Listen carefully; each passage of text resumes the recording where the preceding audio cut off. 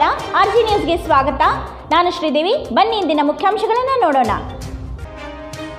ಬೆಳಗಾವಿ ಜಿಲ್ಲೆಯ ನಿಪ್ಪಾಣಿಯ doctor B R. Ambedkar ಸಾರ್ವಜನಿಕ ಗ್ರಂಥಾಲಯದಲ್ಲಿ ಸಾರ್ವಜನಿಕರಿಗೆ ಗ್ರಂಥಗಳ ಮತ್ತು ಗ್ರಂಥಾಲಯಗಳ ಬಗ್ಗೆ ಆಸಕ್ತಿ ಮೂಡಿಸಲು ಪ್ರತಿ ವರ್ಷ ರಾಷ್ಟ್ರದಾದ್ಯಂತ ಗ್ರಂಥಾಲಯ ಸಪ್ತಾಹವನ್ನು ನವೆಂಬರ್ 14ರಿಂದ 20ರವರೆಗೆ ಆಚರಿಸಲಾಗುತ್ತಿದ್ದು, ಈ ಸಾಲಿನಲ್ಲಿ ಸಹ ಸಪ್ತಾಹವನ್ನು ಕೊರೋನಾದ ಮಹಾಮಾರಿಯ ರೋಗದ ಮಧ್ಯೆಯೂ ಆಚರಿಸಲಾಯಿತು. ವಿವಿಧ ಪ್ರೌಢಶಾಲೆಯ ಎಸ್ಎಸ್ಎಲ್ಸಿ ಪರೀಕ್ಷೆಯಲ್ಲಿಯ ಪ್ರಥಮ ದ್ವಿತೀಯ ಸ್ಥಾನಗಳನ್ನು ಪಡೆದ ವಿದ್ಯಾರ್ಥಿಗಳಿಗೆ ಪ್ರಮಾಣ ಪತ್ರಗಳನ್ನು ವಿತರಿಸಲಾಯಿತು. ಈ ವೇಳೆ ನಿಪ್ಪಾಣಿಯ ನಗರಾಧ್ಯಕ್ಷ ಜಯವಂತ್ ಬಾಟ್ಲೆ, ನಿಪ್ಪಾಣಿ ಶಹರಿನ ಬಿಜೆಪಿ ಅಧ್ಯಕ್ಷ ಪ್ರಣವ್ ಮಾನ್ವಿ, ನಗರಸಭೆ ಸಂತೋಷ್ ಸಾಂಗವಾಕರ್, ವಿಜಯ್ ಟವಳೆ, ಪ್ರೊಫೆಸರ್ ಸುರೇಶ್ ಕಾಂಬ್ಳೆ ಹಾಗೂ ಗ್ರಂಥಾಲಯದ ಗ್ರಂಥಪಾಲಕ ಗೋರಖನಾಥ್ ಮಧಾಳೆ, ಸಹಾಯಕ ಗ್ರಂಥಪಾಲಕ ಜೀತು ಬಾಬನ್ನವರ್ ಮುಂತಾದವರು ಹಾಜರಿದ್ದರು.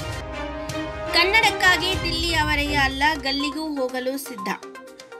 ಕನ್ನಡವೆಂದರೆ ವಿಶ್ವಲಿಪಿಗಳ ರಾಣಿ. ಕನ್ನಡಿಗರು ನಾಡು, ನುಡಿ, ಸಾಹಿತ್ಯ, ಸಂಸ್ಕೃತಿಗಾಗಿ ತಮ್ಮ ರಕ್ತವನ್ನೇ ಹರಿಸಲು ಸಿದ್ಧರಿದ್ದಾರೆ. ತಾಯಿ ಮತ್ತು ತಾಯ್ನಾಡು, ದೇಶದ ರಕ್ಷಣೆಗಾಗಿ ಎಂಬ ಫಲಕಗಳನ್ನು ತನ್ನ ಬೆನ್ನಲ್ಲಿ ನೇತು ಹಾಕಿಕೊಂಡು ಅಕ್ಟೋಬರ್ 29ರಿಂದ ಆಂಧ್ರದ ಕಾಂಚನಪಲ್ಲಿ ಇಂದ ಕಾಲುನಡಿಗೆಯಲ್ಲಿ ಕರ್ನಾಟಕದುದ್ದಕ್ಕೂ ನಿಪ್ಪಾಣಿ ನಗರದ ಕೊಗನೊಳ್ಳಿ ಚೆಕ್ ಪೋಸ್ಟ್ನ ಬಾರ್ಡರ್ ವರೆಗೂ ಕೈಗೊಂಡ ಪಾದಯಾತ್ರೆ. ಇವರ ಹೆಸರು ಮಂಜುನಾಥ್ ತಿಪ್ಪಣ್ಣ ಬದ್ರಿ ಶೆಟ್ಟಿ. ಮೂಲತಃ ಹಾವೇರಿ ಜಿಲ್ಲೆಯ ಶಿಗ್ಗಾಂವ್ ತಾಲೂಕಿನ ಮೂಗಳಿ ಗ್ರಾಮದವನಾದ ಮಂಜುನಾಥ್ ಅವರು ಇದುವರೆಗೂ ಸುಮಾರು 500ರಿಂದ 600 ಕಿಲೋಮೀಟರ್ ಕಾಲುನಡಿಗೆ ಯಾತ್ರೆಯನ್ನು ಕೈಗೊಂಡಿದ್ದಾರೆ. ಕರ್ನಾಟಕದಲ್ಲಿ ಕನ್ನಡಿಗರಿಗೆ ನ್ಯಾಯ ಸಿಗಬೇಕು, ಉದ್ಯೋಗ ಸಿಗಬೇಕು, ಕನ್ನಡದವರಿಗೆ ಮೊದಲ ಆದ್ಯತೆ ಕೊಡಬೇಕು, ಪ್ರತಿ ತಾಲೂಕಿನಲ್ಲಿ ಭುವನೇಶ್ವರಿ ಮಂದಿರ ನಿರ್ಮಾಣ ಮಾಡಬೇಕು ಎಂಬ ಕೆಲವು ಉದ್ದೇಶಗಳಿಂದ ಈ ನಾಡಿಗೆ ಆರಂಭ ಮಾಡಿದ್ದು ಎಂದು ನಮ್ಮ ವಾಹಿನಿಗೆ ಮಂಜುನಾಥ್ ಇವರು ತಿಳಿಸಿದ್ದಾರೆ.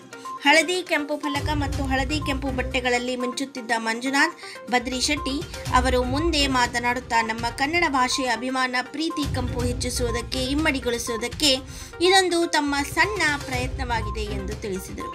ಯಾವುದೇ ಕಾರಣಕ್ಕೆ ಬೈಕ್ ಮೇಲೆ ಒಂದು ಕ್ಷಣವೂ ಕೂತುಕೊಳ್ಳದೆ ಕೇವಲ ಕಾಲುನಡಿಗೆಯಲ್ಲಿ ಕ್ರಮಿಸಿದ ಇಂಥ ಕನ್ನಡದ ಅಭಿಮಾನಿಗಳಿಗೆ ನಮ್ಮ ಕಡೆಯಿಂದ ಒಂದು ಹ್ಯಾಟ್ಸ್ ಆಫ್. ಇನ್ನು ಕನ್ನಡದ ಕಿಚ್ಚು ಅಭಿಮಾನಕ್ಕೋಸ್ಕರ 52 ಪುಟದ ಕೃತಿಯನ್ನು ರಕ್ತದಿಂದ ಬರೆದು ಕನ್ನಡ ಸಾಹಿತ್ಯ ಪರಿಷತ್ತಿಗೆ ನೀಡಬೇಕೆಂದಿರುವ ವಿಷಯವನ್ನು ಸಹ ಇಲ್ಲಿ ತಿಳಿಸಿದರು. ಇಂತಹ ವ್ಯಕ್ತಿಗೆ ಕೆಲವೊಂದು ಪುಂಡರು ರಸ್ತೆ ಮಧ್ಯದಲ್ಲಿ ಯಾವ ರೀತಿ ತೊಂದರೆ ಕೊಟ್ಟರು ಎಂಬುದನ್ನು ಅವರ ಬಾಯಿಂದಲೇ ನಾವು ತಿಳಿದುಕೊಳ್ಳೋಣ. ಸೋಮವಾರವಾದ ಇವತ್ತಿನ ದಿನ ಬೆಳಗಾವಿಯಲ್ಲಿ ಎಲ್ಲ ಕನ್ನಡ ಪರ ಸಂಘಟನೆಗಳ ವತಿಯಿಂದ ಜಿಲ್ಲಾಡಳಿತಕ್ಕೆ ಮನವಿಯನ್ನು ನೀಡಿ ತಮ್ಮ ಪಾದಯಾತ್ರೆಯನ್ನು ಕೊನೆಗೊಳಿಸುವ ಇಚ್ಛೆಯನ್ನು ವ್ಯಕ್ತಪಡಿಸಿದರು. ಇಂತಹ ಕನ್ನಡದ ಕಂಪನ್ನು ಎಲ್ಲೆಡೆ ಹರಡಿಸುತ್ತಿರುವ ವ್ಯಕ್ತಿಗೆ ನಿಪ್ಪಾಣಿ ನಗರದ ಕನ್ನಡ ಪರ ಸಂಘಟನೆಗಳು ಶ್ರೀ ಅಲ್ಲಮಪ್ರಭು ಸ್ವಾಮೀಜಿಯವರ ನೇತೃತ್ವದಲ್ಲಿ ನಗರ ಪಾಲಿಕೆಯ ಆವರಣದಲ್ಲಿ ಸತ್ಕಾರ ಮಾಡಿ ಪ್ರೋತ್ಸಾಹ ನೀಡಿದರು.